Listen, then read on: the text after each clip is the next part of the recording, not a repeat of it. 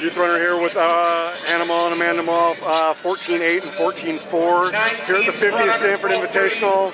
Obviously, a lot of great history for the program. A lot of great history for Toby Stevenson's vaulters here. Obviously, we know that it's a build-up to what is, we hope, I don't know if it can be more prosperous than indoor, but what we hope is a very prosperous and long outdoor season as well.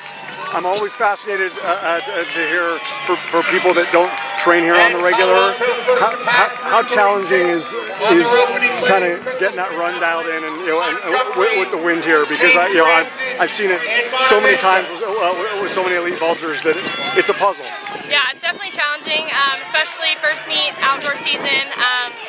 We only train indoors, so we're not accustomed to wind, and I think the whole goal of this meet was to jump in the wind and the conditions and just clear bar. Absolutely. So yeah. What has not only the physical reset been like, but the emotional reset like? After I said, like, if one or both of your outdoor seasons surpass indoors, then that probably means that one or both of you are going to be competing in Tokyo. But what has not only the physical reset been like after both of you accomplishing so much, but maybe more so mentally and emotionally? Yeah, I mean, we went to Hawaii after indoors. Good. So that was, I love hearing that.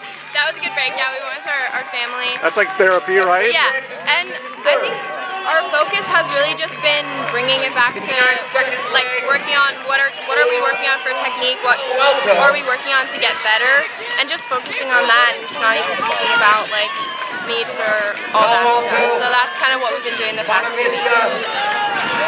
When Tim talks about nobody better on third attempts, I don't even think that at this point of the year that it even matters like the height, right? Like a third attempt is a third attempt. Like even though it's bars that we almost take for granted for the two of you, like it's just the fact that like being able to whether it's on the first bar that you see or the second or the third bar that you see, or in terms of height, like just being able to produce a third attempt clearance, like is that even in April, is that reassurance for you?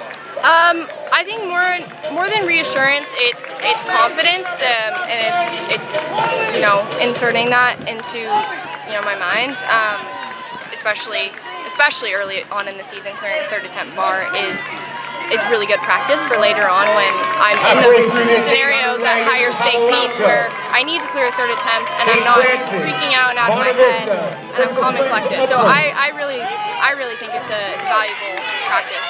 And what about for you on your third? Yeah, I mean, I think I've done enough and I've kind of proved it to myself enough that I know that I can clear third attempt bars, and it's kind of just cementing that. And it's always a little adrenaline rush, and you never want to do a third attempt, but I think it's really good practice, and it's yeah.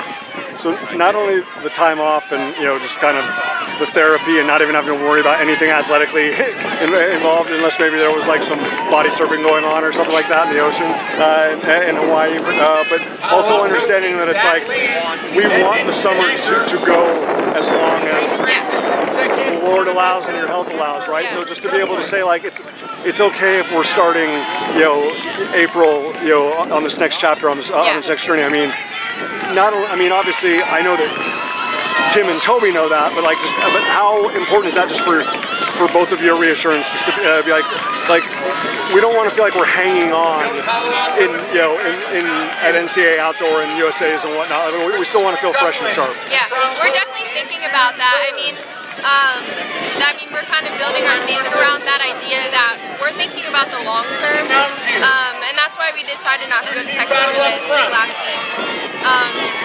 So yeah, I think it kind of just takes some pressure off, and it's nice to just like, okay, we're just gonna jump. Absolutely.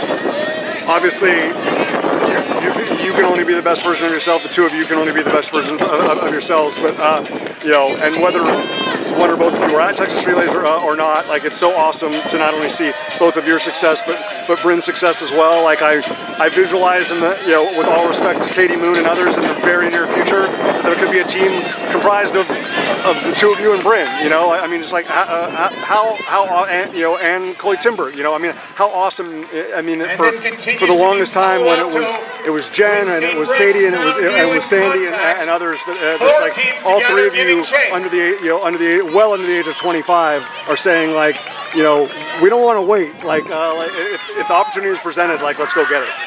Yeah, I mean, I think there's definitely a new wave of pole vaulters, and we're starting to see that with us and Bryn and Chloe. You know, and I still think that we shouldn't be counting out Katie and Sandy. Of course not. No, I'm not retiring them. Yeah, you know? But I'm excited to see, you know, all of, you know, any age of Team USA jumpers. But having the blessing of being in Reno when once upon a time the two of you were just happy to take a photo with her, you know, like, I mean, does.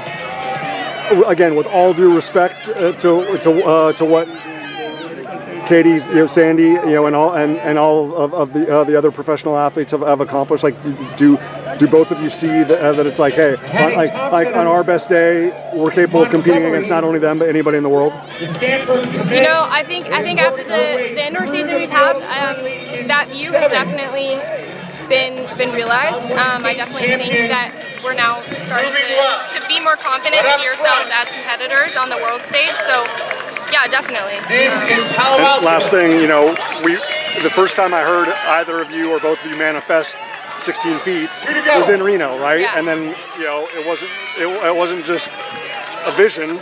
You know, it became a reality. Like, how does it reshape what the ambition and just the hunger and the desire is for outdoor? I know an indoor vault and an outdoor vault are not one and the same, but just knowing that you visualized it and you know and that you've been able to execute, you know, high 15-foot bars, 16-foot bars. Like, how valuable is that going into the outdoor season? You mentioned reshaping, but I think it really reinforces that goal that we're going for, which is just to see how high we can jump. And I think jumping those bars in indoors, like, I knew that was within me, and being able to do that really, it made me more confident in myself as a jumper, and I just had so much fun at indoors. I'm just really excited to see what we can do outdoors. Most definitely. Well, there's always got to be a first step, and today was it down the runway here at Cobb Track and Angell Field. Again, Hana Moll 14.8, Amanda Moll 14.4. Those numbers in the left-hand column are going to be very quickly replaced by 15s and most likely 16s again as well. Ladies, stay healthy. Well done.